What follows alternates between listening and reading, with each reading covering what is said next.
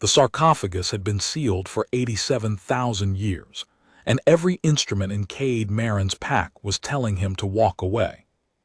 He didn't walk away, he never did. The readings on his portable scanner spiked and flattened in cycles that matched no known power signature.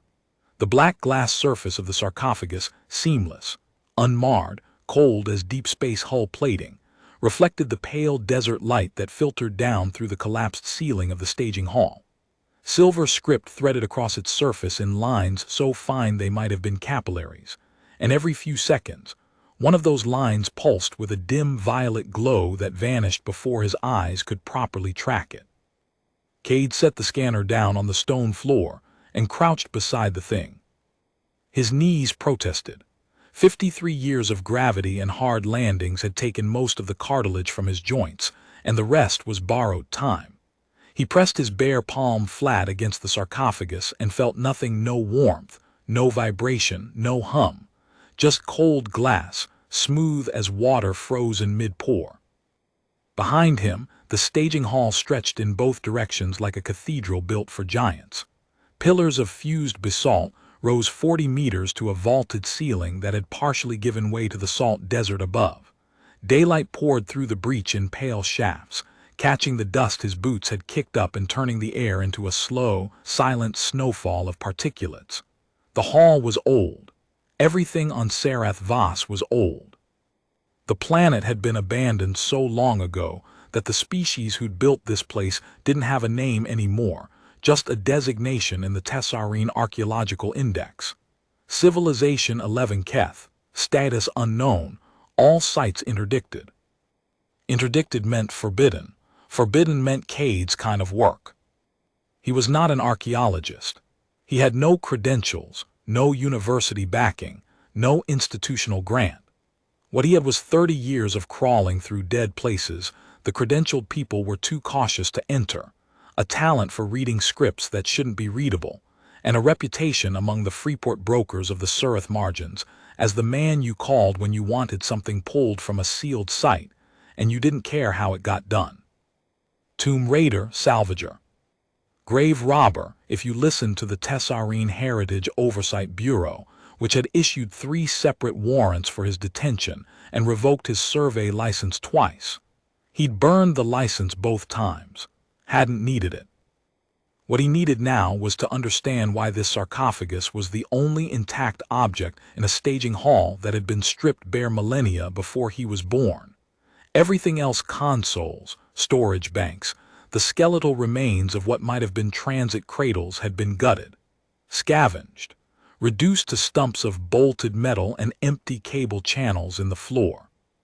But the sarcophagus sat in the exact center of the hall, untouched, as though every scavenger and every salvager and every desperate Freeport crew that had come through this place in 87,000 years had looked at it and decided not to. Or couldn't. Cade pulled his hand back and studied his palm. No mark, no residue. He glanced at the scanner. The readings had changed. Where the power signature had been cycling spike, flatten, spike, flatten, it was now holding steady at a level his instrument didn't have a label for. The number on the display was a string of digits that filled the screen and kept scrolling. "All right," he said aloud, because he'd been alone on Sarcophagus for 31 days and talking to himself was the only thing keeping his voice in working order. "You noticed me." He stood and walked a slow circle around the sarcophagus, studying the script. The silver lines weren't random. They formed patterns, clusters that repeated at intervals, separated by markers he recognized from 6 other dead languages he decoded in sites across the margins. Not the same language, but the same root logic, the same underlying architecture, as though whoever had designed this script had also designed the conceptual framework that every other script in the region had been built on. He stopped at what he judged to be the head of the sarcophagus. There was a faint widening of the form there, a barely perceptible broadening that suggested shoulders, or the memory of shoulders, and leaned close. One cluster of script was larger than the others, denser. The silver lines there were packed so tightly they looked almost solid, and the violet pulse was strongest here, flashing in a rhythm that was too slow for a heartbeat and too fast for breath. Cade reached into his vest pocket and pulled out a worn leather notebook. He'd been keeping field logs in these books since his 20s, filling them with sketches and transliterations and notes in a handwriting so compressed that no one else could read it. He flipped to a blank page and began copying the dense cluster, stroke by stroke, his pencil moving with the practiced speed of a man who'd done this 10,000 times. He was halfway through the second line when the script moved. Not the glow, the script itself. The silver lines rearranged beneath his eyes, characters shifting position like pieces on a game board, sliding along the surface of the black glass without friction or sound. The dense cluster opened outward, spreading across the sarcophagus in a radial pattern that covered the entire surface in the time it took Cade to take one step back. He didn't run. He'd learned in 30 years of entering sealed places that the ones that wanted to kill you did it fast and didn't announce themselves. The ones that moved, that showed you something, were the ones worth staying for. The script settled into a new configuration. The violet glow intensified, climbing from a dim pulse to a steady luminescence that painted Cade's weathered hands in pale purple light. The staging hall, with its broken ceiling and its pale desert shafts of daylight, took on a twilight quality, the artifact's light mingling with the sun's in a way that made the dust motes glow like embers. And then the sarcophagus spoke. Not in sound, not in vibration. The script on its surface began rendering text in a language Cade could read, not because he'd studied it, not because he'd decoded it, but because the marks resolved into meaning the way a face resolves out of fog. One moment it was alien script, the next it was comprehensible. Occupant none. Purpose threshold. Status waiting. Duration of wait 87,422 standard years. Keyed to genetic marker restricted lineage. Current proximity match 1 confidence absolute. Cade read the words twice. His hand was steady. It was always steady. His hands had never shaken, not in firefights, not in collapses, not in the time a Vashiri border patrol had held a pulse weapon against his temple for 40 minutes while they decided whether to execute him, but something in his chest tightened. Not fear. Recognition. The recognition that the thing in front of him was not a coffin, had never been a coffin, and that the word threshold meant exactly what it said. A door. He reached out and touched the surface again. This time, the glass was warm, not hot. Warm the way living skin was warm, as though the 87,000-year wait had ended and the sarcophagus had started breathing. The script shifted again. Initiating lineage verification. Hold contact. He held contact. Under his palm, the silver lines began to migrate toward his hand, converging from every part of the surface in streams that flowed like mercury. They gathered beneath his fingers, and the violet light concentrated until his hand was silhouetted against a glow so intense it threw his shadow across the floor and up the far wall of the staging hall. The process took 19 seconds, he counted. Lineage VRFID. Marker Terran origin, SUBCLADE, unrestricted founder stock. Classification, heir of the forbidden threshold. Access total. Cade pulled his hand away. The glow didn't diminish. It held, steady and absolute, violet light pouring from the sarcophagus like water from a cracked vessel. The silver script was moving again, but this time it wasn't rearranging, it was unfolding. The surface of the black glass separated along seam lines that hadn't existed a moment ago, panels sliding apart with the precision of a mechanism that had been waiting to execute this one action for longer than human civilization had existed. Inside the sarcophagus, inside the threshold, there was no body, no occupant, no relic to recover and sell on the Freeport circuit. There was a staircase. It descended into the floor of the staging hall at a steep angle, its steps cut from the same black glass as the sarcophagus itself, each one lit from within by that same violet glow. The staircase went down farther than the light revealed, 20 steps visible, then 30, then darkness below, but not true darkness. A darkness that glowed at its edges, as though the light was there but hadn't been given permission to reach his eyes yet. Cade stood at the top of the staircase and looked down. 30 years of instinct told him what this was. Not a tomb, not a vault, not even a site in the way the Tessarine Archaeological Index meant it. This was a passage, a road, a way through. He picked up his scanner, his notebook, his pack. He checked his water, 3 days' supply. His lamp fully charged, though he suspected he wouldn't need it. His sidearm, a beat-up Haskell .40, the same model he'd carried for 20 years, which had exactly nothing to say about ancient alien thresholds but made him feel like himself. Then he went down. The staircase descended for 400 steps. He counted those too. At the bottom, the passage leveled out and widened into a corridor that was taller and broader than the staging hall above. The walls were black glass, seamless, and the violet script ran along them in continuous lines that pulsed in sequence as he walked, lighting his way forward in a rolling wave of illumination that stayed precisely 10 meters ahead of him and 10 meters behind, as though the passage was reading his pace and matching it. The air was clean. Not stale, not recycled, not thin, clean, the way mountain air was clean, with a faint mineral sharpness that reminded him of the high plateaus on Sarath Voss's northern continent, where he'd landed his shuttle 31 days ago. Temperature was steady, comfortable. The passage was maintaining itself for him, adjusting in real time to the biology of the one person it had been built to admit. He walked for 20 minutes before the first test. The corridor walls shifted. The violet script rearranged itself into images, not abstract patterns but representations, clear as photographs rendered in light. They showed a world. Green continents under blue sky, oceans catching the glare of a yellow sun, cities built on river deltas and mountain passes and coastal shelves. Earth. Not the Earth Cade had left 27 years ago, with its orbital platforms and its fusion grids and its crowded port cities, an older Earth. An Earth without roads, without structures, without any sign of habitation. A planet that had been prepared but not yet settled. The images moved, time-lapse compressing millennia into seconds. The continents shifted, ice advanced and retreated. The atmosphere thickened, thinned, stabilized. And then a flicker, a brief bright mark on one continental shelf, the first sign of the genome taking hold.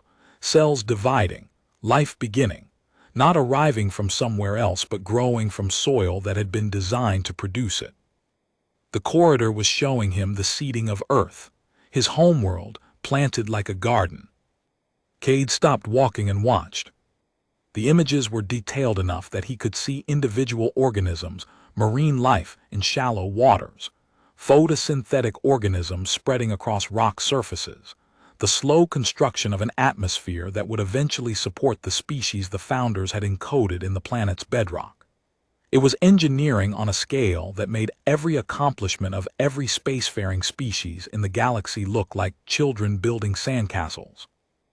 And it had been done by humans, by his ancestors, by the direct genetic line that ran from them through 87,000 years of drift and dilution and forgetting, to a 53-year-old salvager standing in a corridor under a dead world salt desert. The images faded. The script returned to its flowing lines. Cade resumed walking. 30 minutes later, the second test. The corridor narrowed. Not drastically, the walls moved inward by perhaps a meter on each side, and the ceiling dropped by the same amount, but the effect was claustrophobic after the cathedral-scale openness of the passage behind him. The violet light dimmed. The script on the walls slowed its pulse, and the air temperature dropped by several degrees. Then the voices started. Not the founder's voice. These were different, recorded, preserved, layered over each other in a chorus of languages Cade didn't recognize and one he did. Tessarine. Bureau Tessarine, formal and clipped, the language of interdiction orders and survey reports and classified assessments. Genetic anomaly insufficient to warrant reclassification. The forbidden lineage hypothesis remains unsubstantiated and is to be treated as speculative. All threshold sites are to be maintained under Level 9 interdiction, no exemptions for research purposes. Recommend termination of all active surveys in the margins. The risk of unauthorized discovery exceeds acceptable parameters. The voices were the Bureau's own records. The corridor was playing them back the decisions, the memos, the classified assessments that had kept the truth buried. Cade walked through them the way he walked through dust and debris in every sealed site he entered, steadily, without stopping, without letting the noise become a reason to turn around. The corridor was testing whether the weight of the cover-up would break his nerve, whether hearing the institutional machinery that had spent 87,000 years erasing his heritage would make him angry enough to act rashly or frightened enough to retreat. It did neither. Cade had been on the receiving end of institutional machinery his entire career. Warrants, revoked licenses, impounded equipment, 40-minute interrogations with pulse weapons against his temple. The Bureau's voices were just more of the same bureaucrats protecting a truth they didn't understand from a man who was walking toward it regardless. The corridor widened again, the voices faded, the violet light returned to full strength, and the temperature climbed back to comfortable. Cade walked on. He walked for another 30 minutes before the passage finally opened. The chamber was vast. Cade had seen large spaces before docking bays on orbital stations, cathedral-sized holds in derelict colony ships, the open caldera on Reth Solon that was 12 kilometers across and half a kilometer deep. But this chamber redefined his internal scale. The ceiling was so high it vanished into violet-tinted haze. The floor was polished black glass, the same material as everything else, and it stretched in every direction farther than his lamp, which he'd turned on out of habit, though the chamber was lit from within, could reach. The space felt planetary. It felt like standing on a plane under an overcast sky, except the sky was stone and glass, and the overcast was the gentle, diffuse violet glow that emanated from every surface. In the center of the chamber, at a distance Cade estimated at 200 meters, stood a structure. He walked toward it. His boots made no sound on the glass floor. The silence was absolute, not the dead silence of a vacuum, but the living silence of a space that was listening. The structure resolved as he approached. It was a ring. Fused black glass, 12 meters in diameter, standing upright on a base of the same material, its inner surface inscribed with the densest concentration of silver script Cade had ever seen. The script was alive, moving, reconfiguring, pulsing with violet light in patterns that suggested computation, not decoration. The ring was thinking. At its base, set into the floor, was a console, a low platform of glass and metal with a single indentation shaped unmistakably for a human hand. Not a Tessarine hand, not a Vashiri hand, not any of the 15 known spacefaring species' manipulatory appendages. A human hand. 5 fingers opposing thumb, the proportions exact. Cade stopped 3 meters from the console and studied the ring. Through its center, he could see the far wall of the chamber, or rather, he should have been able to see it. Instead, the space inside the ring was filled with something that was not air and not light and not darkness. It was potential. A held breath, a door that had not yet decided what was on the other side. The script on the ring's surface was rendering text again, the same way the sarcophagus had meaning assembling itself from alien marks into comprehensible language. This is the threshold of SERETHVOSS. 1 of 11. Built by the founders in the year of the seeding. Purpose, passage between the worlds that were planted. Sealed when the Council of ALIGNED species declared the seeding forbidden. Sealed duration, 87,422 standard years. Keyed to founder blood. All other blood, DNIED. Cade read it. He read it again. The words the seeding sat in his mind like a stone dropped into still water, and the implications rippled outward. He knew the theory. Every salvager in the margins knew the theory, the way every sailor knew about sea monsters as a story told in dockside bars, half believed, never proven. The theory said that humanity hadn't evolved on Earth, or rather, that humanity had evolved on Earth, but not only on Earth. That the human genome had been seeded across dozens of worlds by a civilization so old that its ruins predated every known species recorded history. That the reason human DNA appeared in trace quantities in the soil of dead worlds across 3 galactic arms was not contamination, not coincidence, but design. The Tessarine Heritage Oversight Bureau called it the forbidden lineage hypothesis. They called it forbidden because if it was true, it meant that humans were not what the galactic community had categorized them as, a young, aggressive, newly spacefaring species from an unremarkable yellow star system. It meant humans were the oldest thing in the galaxy, the original thing, the thing everything else had been built around. And it meant the sites that the Bureau had interdicted, the sealed places, the forbidden worlds, the dead zones that no one was allowed to enter, had been interdicted not because they were dangerous, but because they were proof. Cade looked at the hand-shaped indentation in the console. He looked at his own hand. The sarcophagus had already verified his lineage. The passage had already tested his will. The chamber was already lit and awake and waiting.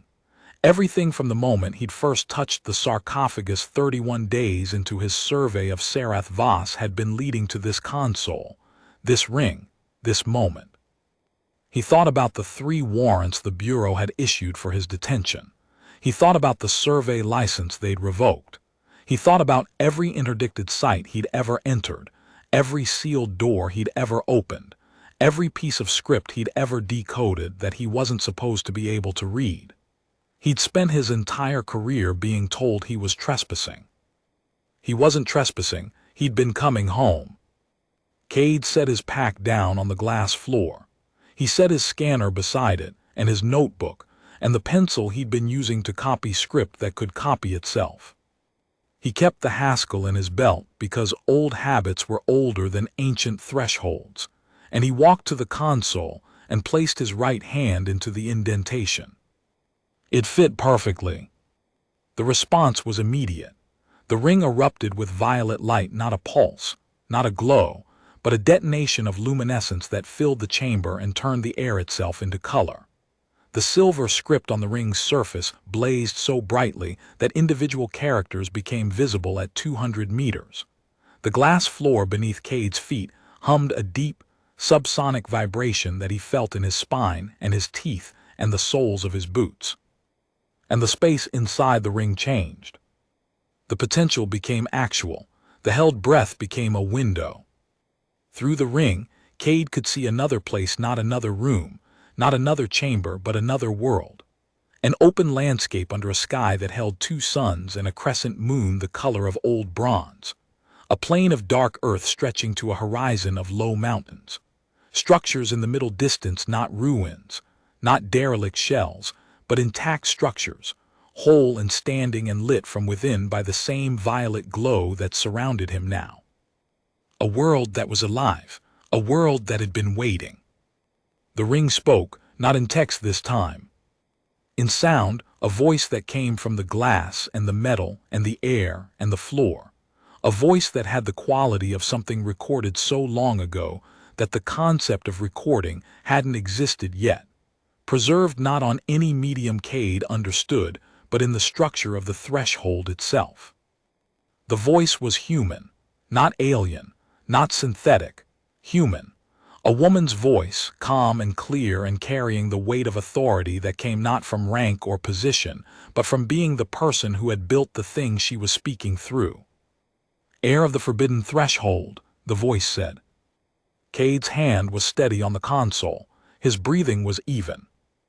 His eyes were fixed on the world beyond the ring, and the world beyond the ring was looking back at him with the patient gaze of something that had been kept locked in the dark for 87,000 years and had never stopped believing that the right hand would eventually come.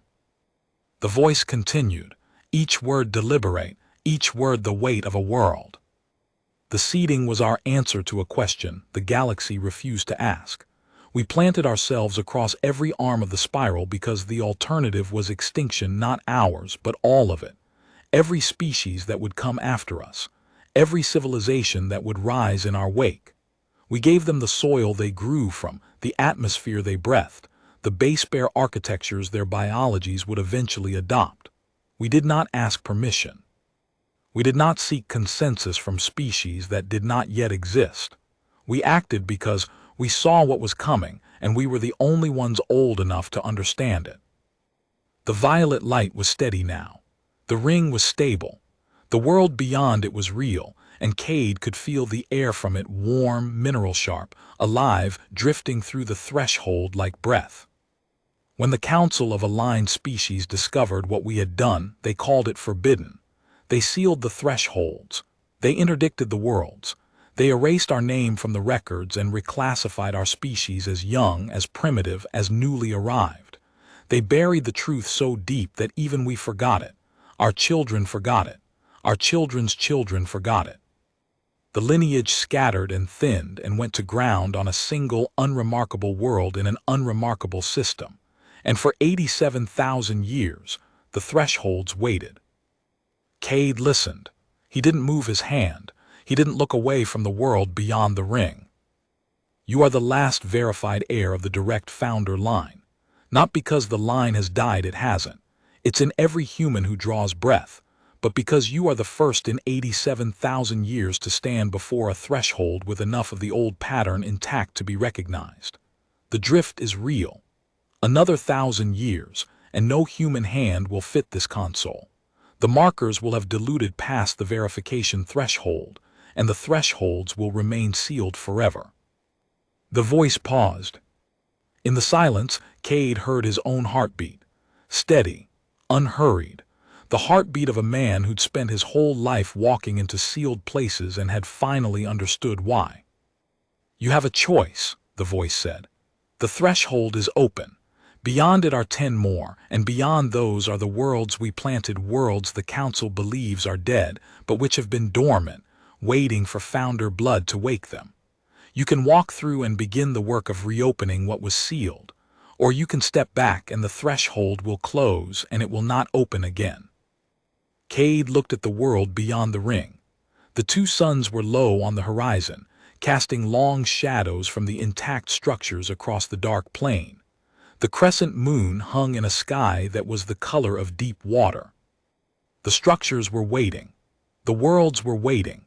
Everything was waiting, the way it had been waiting since before the Tessarine had discovered fire, since before the Vashiri had crawled out of their oceans, since before any of the 15 known spacefaring species had looked up at the stars and wondered if they were alone. They weren't alone. They had never been alone. They had been planted. He thought about his pack, sitting on the glass floor behind him. 3 days of water, a charged lamp, a worn notebook full of script he'd spent his life decoding and had never understood until now. A beat-up sidearm that was exactly as useful on an alien threshold world as it was in a dockside bar, which was to say, it made him feel like himself, and that was enough. He thought about the warrants, the revoked licenses, the 30 years of being called a criminal by institutions that were guarding a secret they didn't even know they were guarding. The Tessarine Heritage Oversight Bureau had been the jailers of a prison that had been built to protect the inmates from the truth of their own origins, and Cade had been picking the lock since he was 23 years old. Not because he was a criminal, because the locks recognized him. "I'm going through," he said. He said it the way he said everything, flat, quiet, with no ceremony and no drama. The voice of a man who had made his decision the moment he'd first touched the sarcophagus and felt the glass warm under his hand. Probably earlier. Probably the moment he'd first cracked a dead language in a sealed site at 23 and realized the script wasn't dead at all. It was just waiting for the right reader. The threshold responded. The violet light inside the ring intensified, and the world beyond it came into sharp focus: the texture of the dark soil, the grain of the stone in the structures, the quality of the air.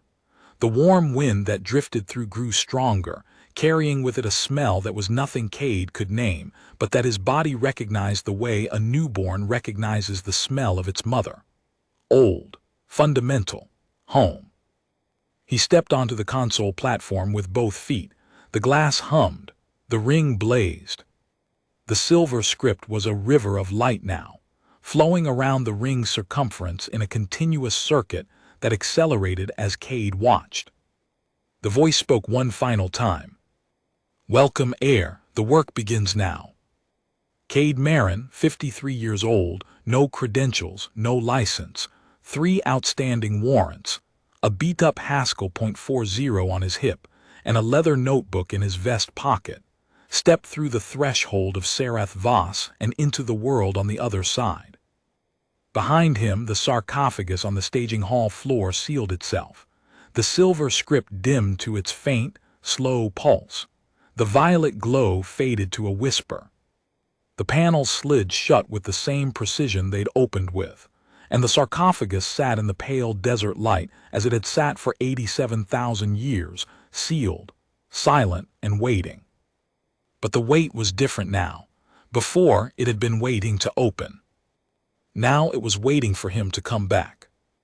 The Tessarine Heritage Oversight Bureau received the automated proximity alert from Sarcophagus 41 hours after Cade Marin descended the staircase. A monitoring satellite in degraded orbit over the northern continent registered a power signature in the interdicted zone, specifically in the subsurface staging hall that had been cataloged, surveyed, and declared inert by 3 separate Bureau expeditions over the preceding 4,000 years. The signature was brief. A spike of energy in a frequency band the Bureau's instruments didn't have a classification for, followed by a return to baseline.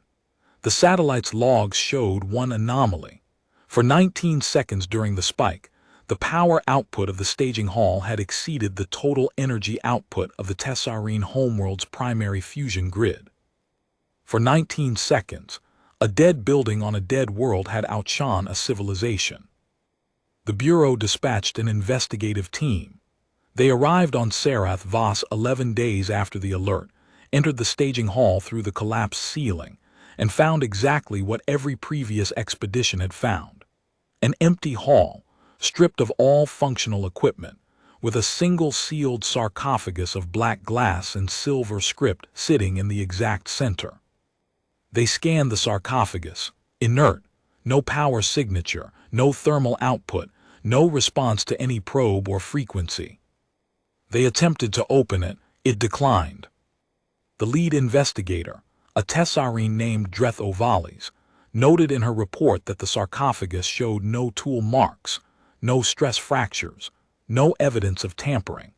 She also noted that the silver script on its surface had changed configuration since the last survey, a detail she flagged as anomalous but within parameters of natural material degradation. She did not note because she did not know that the script now read, in a language no Tessarine could decode. Occupant 1. Purpose threshold. Status active. Heir in transit. Her junior surveyor, a young Tessarine named Olith, ran his own scan while Dreth was writing her preliminary assessment. His instrument was newer than hers, a deep penetration resonance mapper that the Bureau had deployed to only 12 field teams across the entire margins. It could read density variations through 60 meters of solid stone. What it showed him made him set the instrument down and take 2 steps back from the sarcophagus. Below the staging hall floor, directly beneath the sarcophagus, his mapper had detected a void. Not a small void, a vertical shaft, perfectly cylindrical, descending 400 steps into a corridor that extended beyond the mapper's range. The corridor's walls were not stone. They were a material the instrument couldn't classify, and they were radiating a low-frequency energy signature that the mapper registered as biological. The walls were alive, or close enough to alive that the distinction was academic. Olith opened his mouth to call Dreth over. Then he looked at the sarcophagus, at the silver script flowing across its surface, at the faint violet pulse that beat in a rhythm that reminded him, uncomfortably, of a heartbeat, and he closed his mouth. He deleted the scan from his mapper's memory. He didn't know why. He would never be able to explain it, not to himself and not to anyone else.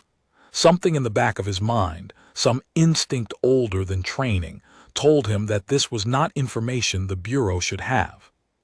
That the thing beneath the staging hall was not a threat and not a relic and not a subject for investigation. It was a door, and the person it had opened for was already on the other side, doing work that was none of the Bureau's business. At the bottom of Dreth's report, in the field marked Recommended Action, she wrote what every Bureau investigator had written for 4,000 years. Maintain interdiction. No further investigation required. The report was filed. The interdiction held. The sarcophagus sat in the pale light of the staging hall and pulsed, once, with a violet glow so faint that the monitoring satellite's degraded sensors did not register it. Cade Marin was already 3 worlds away. The first world beyond the threshold was called Vareth Sen in the script that lined the transit ring's inner surface, and it was nothing like Sarath Vos. Where Sarath Vos was salt desert and stripped stone, Vareth Sen was alive grasslands under 2 suns, low forests of broad-leaved trees with bark the color of hammered copper, rivers running clear and cold through valleys that showed no sign of habitation, no cities, no roads. No structures visible from the transit point except the ring itself, standing on a low hill overlooking a river confluence, its black glass bright against the green. Cade stood on the hill and breathed air that tasted like rain on warm stone. The transit ring behind him pulsed once acknowledgement, not command, and then went still, its script dimming to the faint pulse that meant stand by. He had no map, no guide, no briefing document. The founder's voice had told him to begin the work, but it hadn't told him what the work was, and Cade was not the kind of man who expected instructions. He'd spent his life figuring things out as he went. This would be the same, except the stakes had moved from Freeport salvage values to the architecture of the galaxy. He walked down the hill toward the river. The grass was knee-high and smelled of something that was almost time but sharper, and insects or things that served the same function as insects moved through it in clouds that parted around him as he walked. The 2 suns were at different angles, casting double shadows that crossed and separated on the ground in front of him. At the river, he knelt and drank.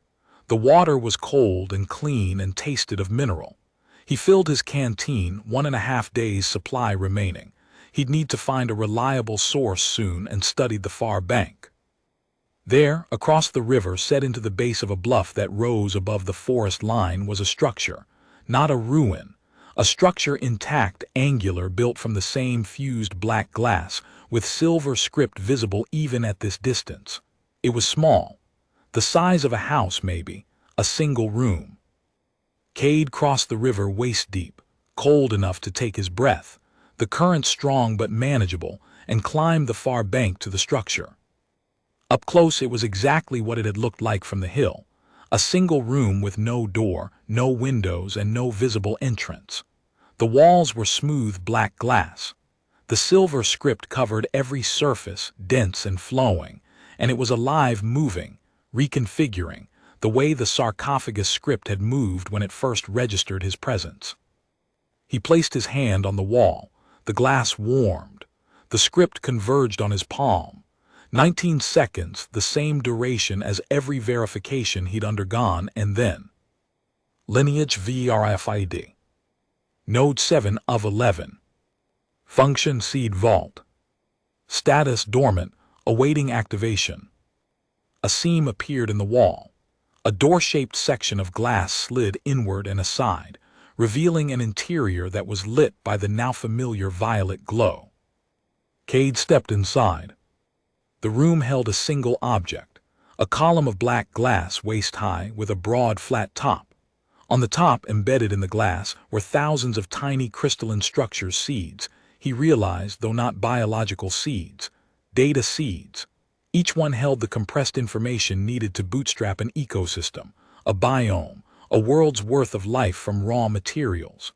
The script on the column explained it in the same direct, textless language the threshold had used. Seed Vault, VRATHSENN. Contents: full biome blueprint, oxygen atmosphere standard, compatible with founder genome. Deployment status: complete. This world was planted 87,391 standard years ago. Current biome status: stable, self-sustaining, no intervention required. Cade looked at the data seeds embedded in the glass column. Looked at the walls, where the script was now showing him numbers: atmospheric composition, soil chemistry, species counts, population dynamics that described a world that had been designed from scratch and then left to run. A world built to support human life, seeded 87,000 years ago, growing and stabilizing and waiting for someone to come back and check on it. He was the someone, not because he'd been chosen by prophecy or destiny or divine mandate, because he was the one who'd walked through the door, because in 87,000 years, across the entire breadth of the galaxy, he was the only human who'd stood in front of a threshold and said yes. The column script shifted. Next node, DRNETHKAAL. Transit ring calibrated. Proceed when ready. 9 more worlds, 9 more vaults. The work the founders had started and the council had buried and the Bureau had been guarding without knowing what they guarded. Cade rested his hand on the column for a moment. The glass was warm. The violet glow was steady. The room smelled like the grassland outside, green and alive and waiting. Proceed, he said. Dreenith Kal was ocean, a world of water under a pale sun, with archipelagos of volcanic rock scattered across a surface that was 96% sea. The transit ring stood on the highest point of the largest island, a basalt peak that rose 300 meters above the waterline and offered a view of open water in every direction, broken only by the dark shapes of other islands on the horizon. The seed vault was underwater. The script on the transit ring told him this, and it told him something else. The vault was accessible only at low tide, when a shelf of volcanic rock extended from the base of the peak and formed a natural causeway to a submerged cave system. Low tide was in 4 hours. Cade sat on the basalt peak, ate the last of his rations, and watched the ocean. The water was dark blue-green, clear enough that he could see shapes moving beneath the surface, large shapes, slow and deliberate, with silhouettes that suggested neither fish nor mammal but something older than both. He thought about the founder's words. We planted ourselves across every arm of the spiral. The enormity of it was not lost on him. The idea that the human genome, his genome, the code written in every cell of his 53-year-old, joint-damaged, warrant-carrying body, was the oldest blueprint in the galaxy. That every world he'd ever walked on had been prepared for him. That the dead languages he'd spent his life decoding were not dead, had never been dead, were his languages, written by his ancestors, in a time so remote that the word ancestor lost its meaning and became something closer to architect. He didn't feel chosen. He didn't feel special. He felt like a man sitting on a rock in the middle of an alien ocean, eating the last of his food, about to climb into a submerged cave system to activate a seed vault that had been dormant for longer than any living species could remember. He felt like himself. That was enough. Low tide came. The shelf emerged black volcanic rock, slick with organisms that looked like moss and functioned like coral, extending from the base of the peak toward a dark opening in the cliff face that was normally below the waterline. Cade climbed down, crossed the shelf, and entered the cave. The vault was inside.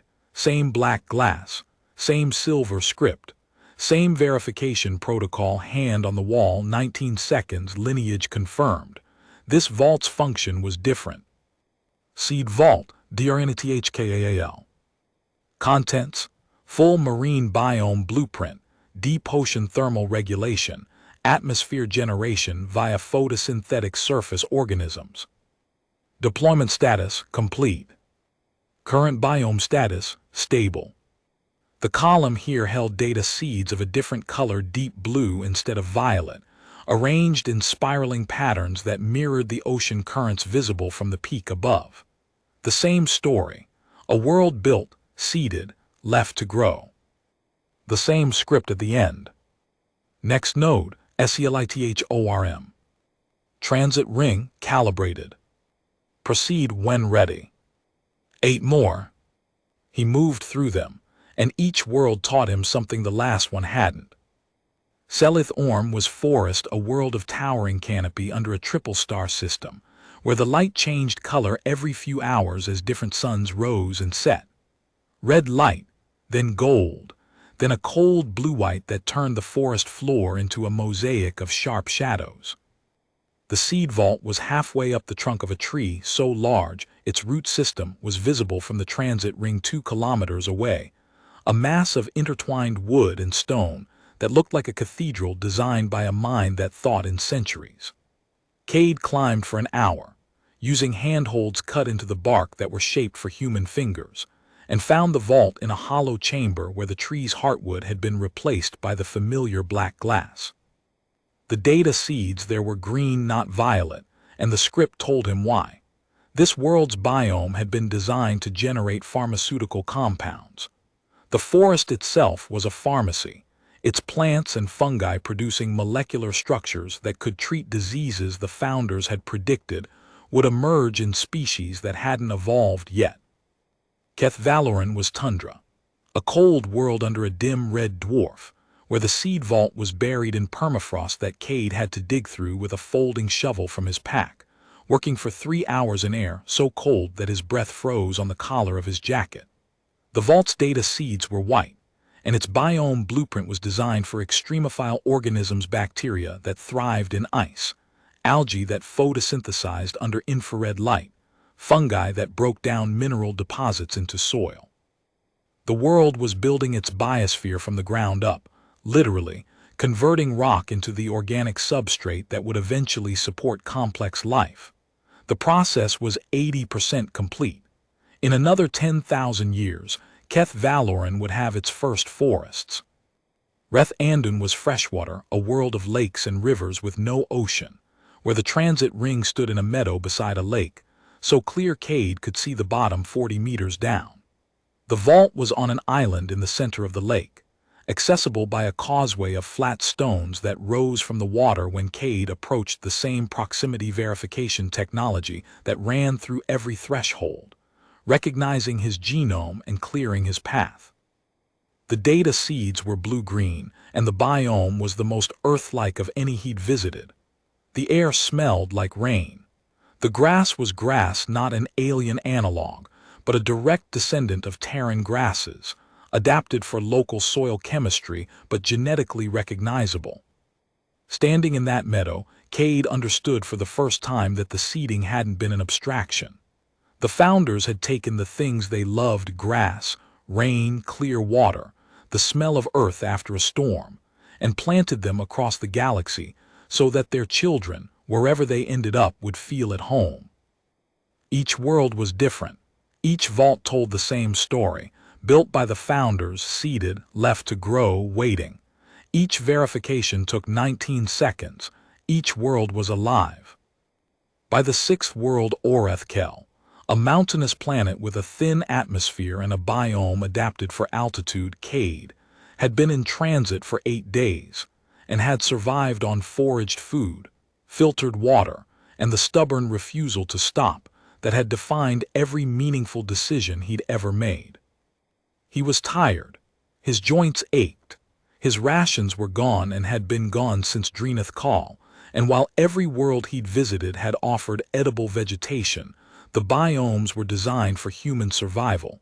After all, foraging took time and energy he was running short of. But he kept moving, because the script on each vault's column, after confirming the biome's status and calibrating the next transit ring, added one additional line that it hadn't shown on the first world. Thresholds remaining SEALED, N. Time to terminal genetic drift, approximately 900 standard years. After drift, thresholds seal permanently. The work must be completed. 900 years, a long time by human reckoning, a single breath by the standards of the civilization that had built the thresholds. And the work, the reopening, the reactivation, the confirmation that the seeded worlds were stable and self-sustaining, and ready for whatever came next, could only be done by someone whose genetic pattern the thresholds recognized. By an heir. The last heir. The seventh world nearly killed him. Drenth Sol was volcanic, an active world of basalt plains and sulfur vents, where the transit ring stood on a ridge overlooking a lava flow that had solidified into a black river of glass. The seed vault was on the far side of the flow, set into a cliff face above a fumarole field. The air was hot, acrid, and thin, and the ground shook with a constant low tremor that made Cade's teeth ache. The vault itself was standard, same black glass, same verification, same data seeds, these ones orange, the color of molten rock, and the biome they described was built for thermophilic organisms that would, in another 20,000 years, transform the planet's surface chemistry into something compatible with more complex life. But reaching it required a 3-hour traverse across terrain that was trying to cook him alive. His boots melted at the soles. His water boiled in the canteen. By the time he reached the vault, his hands were blistered and his vision was swimming from dehydration. He placed his palm on the wall. The glass was hot, not warm, but genuinely hot, absorbing the volcanic heat of the world around it. The verification took 19 seconds. In those 19 seconds, the glass cooled under his hand. The blisters on his fingers stopped hurting. The vault was treating him, pulling the thermal damage from his skin, the way the corridor under Sarath Voss had purified the air for him. The founders had designed the thresholds to protect their heir. Not to make the journey easy, the 3-hour traverse had been real, the danger genuine, but to ensure that the heir survived it. The 8th and 9th worlds blurred together in a haze of exhaustion. Surath Orm was grassland, vast and flat, with a seed vault built into a stone outcrop that rose from the plain like a tooth. Keth Andun was high desert, cold and dry, with a vault carved into a canyon wall above a dry riverbed where wind-polished stones rattled in the constant breeze. Each vault added another line to the growing tally, each transit ring calibrated for the next. The 10th world was the one that changed his understanding. Varath Orm was a water world, but its ocean was shallow, no more than 100 meters deep at its greatest extent. And the vault was not on an island but on the ocean floor itself, accessible through a glass tube that extended from the transit ring down into the water like an umbilical cord. Cade walked down the tube and stood on the seabed and looked out through transparent walls at an ecosystem that was so complex, so interconnected, so precisely engineered that it made every natural ocean on every world he'd visited look like a puddle. The data seeds here were iridescent shifting colors as he watched, reflecting the biological complexity they contained. And the script told him something new. This world was not planted for colonization. This world was planted for the TESSARINE. He stared at the words until they burned into his memory. The Tessarine, the species that ran the Heritage Oversight Bureau, that had issued his warrants, that had spent 4,000 years guarding the sarcophagus on Sarath Voss without knowing what it was. The species that had voted to classify humans as young and primitive and newly arrived. That species had been planted, by humans, by Cade's ancestors, in an ocean that had been designed, molecule by molecule, to produce the evolutionary conditions from which the tessarine would eventually emerge. The Bureau wasn't guarding a human secret. It was guarding its own origin story, and it didn't know. Cade left Varath Orm with a weight in his chest that wasn't grief and wasn't anger. It was responsibility. The knowledge that the truth he carried was not just a human story. It was everyone's story, every species, every world, every life. And it had been buried for 87,000 years by the very civilizations it had created. The 11th world was different. Cade knew it the moment he stepped through the transit ring and into the air of Varath Null.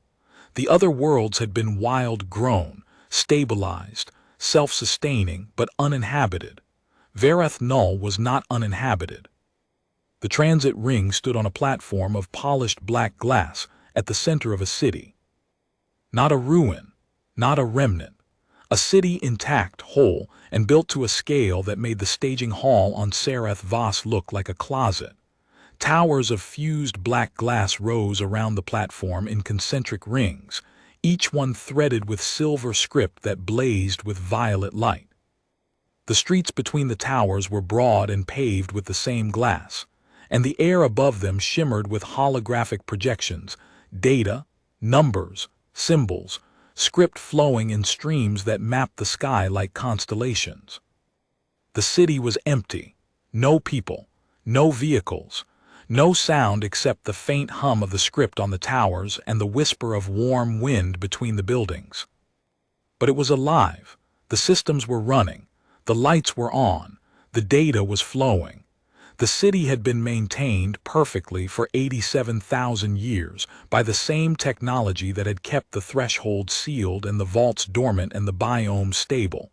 It was the hub, the center, the place from which the seeding had been coordinated, and from which the 11 worlds were monitored, even now, even after all the time that had passed and all the histories that had been rewritten. Cade walked the empty streets for an hour before he found the spire. Not because the script didn't show him the way it did, silver arrows flowing across the pavement like mercury, pointing always toward the center, but because he wanted to see the city. He wanted to understand what his ancestors had built before the council had erased them. The buildings were not residential. There were no apartments, no kitchens, no sleeping quarters. Every structure he passed was a workspace, a laboratory, a design studio, a computational hall. The founders had not lived here. They had worked here in rooms filled with consoles that still glowed and projections that still turned. This was not a home. It was a factory that had produced worlds. One building stopped him, a low, circular structure near the outer ring, its interior visible through walls of transparent glass. Inside, suspended in a lattice of violet light identical to the one he would find in the spire, were 11 spheres, each one the size of a human head, each one slowly rotating, each one showing on its surface a world. Cade recognized Varath Sin, the grasslands, the copper-barked forests, the river confluence where the transit ring stood. He recognized Dreenath Kal, the ocean, the archipelagos, the basalt peak, Selith Orm's triple-star canopy, Keth Valoran's permafrost.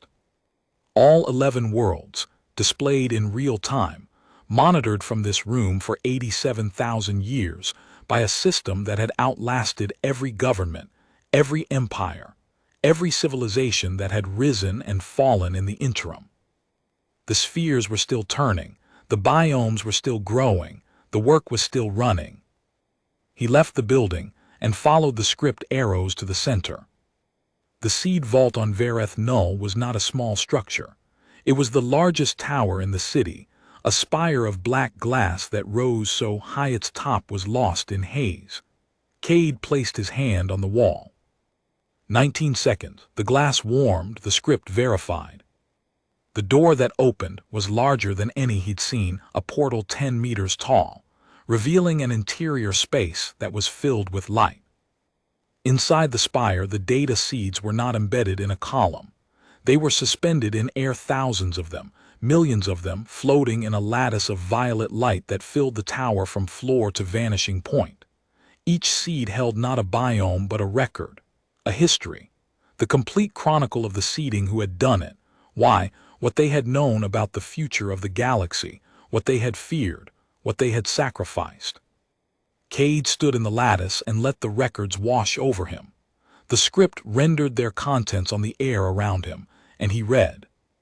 He read about a species, his species, the original human line that had achieved interstellar capability so early in the galaxy's history that they were alone. No other intelligence existed. No other biology had progressed past single-celled. The galaxy was empty, and the founders had looked at the projections and seen what was coming. Extinction events, radiation bursts, cosmic catastrophes that would sterilize worlds before life had a chance to evolve. So they planted. They took their own genome and adapted it, modified it, diversified it, created variations that could survive in different gravities, different atmospheres, different light spectra, and they seeded those variations across the spiral. They didn't just plant humans. They planted the conditions for all life, the atmosphere-generating organisms, the soil bacteria, the base-bear architectures that would, given enough time, produce independent intelligences, the Tessarine, the Vashiri, all of them, every known spacefaring species, growing from soil that had been prepared by human hands 87,000 years before their first cells divided. The Council of Aligned Species had found out. They had found the thresholds, understood what they meant, and made a decision. Bury it. Seal the thresholds. Interdict the worlds. Erase the founders from history and reclassify their descendants as primitives. Because the alternative, acknowledging that every species in the galaxy owed its existence to humanity, was unacceptable. It would collapse the political order. It would rewrite every theology, every origin myth, every foundational narrative that every species had built its civilization on. So they buried it, and the truth stayed buried for 87,000 years, guarded by institutions that had forgotten what they were guarding, until a man with no credentials and 3 outstanding warrants put his hand on a sarcophagus on a salt desert and felt the glass warm under his palm. Cade read until the records ended. Then he stood in the lattice of floating data seeds and looked up through the tower of light and understood what the work was. Not the reopening of thresholds.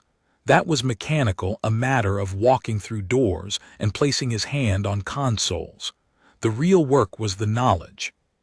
The truth that every species in the galaxy had grown from soil that humanity had planted. The truth that the interdiction, the bureau, the classifications, the careful designation of humans as young and primitive and newly arrived, all of it was a lie, maintained for so long that the liars had forgotten they were lying. Cade was not a diplomat, he was not a politician or a philosopher or a leader. He was a salvager, a tomb raider, a man who opened sealed things. But this was the biggest sealed thing he'd ever opened, and he understood, standing in the spire on Verath Null, surrounded by the recorded truth of everything his species had ever been, that opening it was not enough. The truth had to be carried. It had to be brought back through the thresholds and placed in front of the galaxy and allowed to do what truth did, which was change everything it touched. He thought about the Tessarine investigator on Sarath Voss, writing maintain interdiction in her report. He thought about the Bureau, guarding a secret they didn't know was a secret. He thought about every human who had ever looked at the stars and felt something stir in their chest that they couldn't name, a recognition, a familiarity, a sense of belonging to something older and larger than any history they'd been taught. That feeling was real. It had always been real. It was the founder's genome remembering. Cade placed his hand on the nearest data seed. It was small enough to fit in his palm, a crystalline structure no larger than a walnut, warm to the touch, glowing with violet light. The script on its surface was dense and moving, and when he closed his fingers around it, the lattice responded. Every seed in the tower pulsed once in unison, and the spire filled with a sound that was not sound, a resonance, a chord, a harmony of frequencies that Cade felt in his sternum and his spine and the marrow of his bones. The voice spoke again, not the recorded voice from the threshold, a new voice, the spire itself, speaking for the first time in 87,000 years, recognizing the hand that held the seed. Heir of the forbidden threshold, the record is yours, the worlds are yours, the truth was always yours. Carry it forward. Cade closed his hand around the data seed and put it in his vest pocket, next to the leather notebook. Then he turned and walked back through the portal, across the lit streets of the empty city, to the transit ring at its center. He had 11 thresholds to reopen, 900 years before the genetic markers drifted past recognition. A galaxy full of species that didn't know where they came from, and institutions dedicated to making sure they never found out. He was 53. He had no credentials, no backing, no army, no allies. He had a worn notebook, an empty canteen, a beat-up sidearm, and a crystalline data seed in his pocket that contained the true history of every living thing in the galaxy. But he also had something he hadn't had when he'd first touched the sarcophagus on Sarcophagus: certainty. Not the certainty of faith or ideology, but the certainty of a man who had spent his life reading locked script and had finally read the one that explained why he could read them all. Every site he'd ever entered, every language he'd ever cracked, every sealed door that had opened for his hand and no others. It had all been rehearsal. Practice runs for the real work, which was standing in front of him now, as large as the galaxy, as heavy as the truth, and as patient as the thresholds that had waited 87,000 years for him to arrive. He placed his hand on the transit ring's console. The ring blazed violet.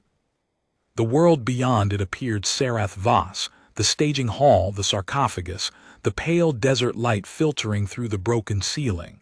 Home, or the nearest thing to it. "Open," he said. The threshold opened. Cade Marin walked through. Behind him, the city of Vareth Null went on shining, its towers bright, its streets lit, its records intact, patient, as it had been patient for 87,000 years, waiting not for an heir to return, but for the rest of the galaxy to be ready for what the heir had found. The work had begun. The sealed things were opening, and the man who opened them carried the truth in his pocket like a stone, heavy and smooth and impossible to put down. He had never been a criminal. He had never been a trespasser. He had been, all along, exactly what the sarcophagus had named him, the last heir of the forbidden threshold, walking the road that had been built for him before the galaxy learned to breathe.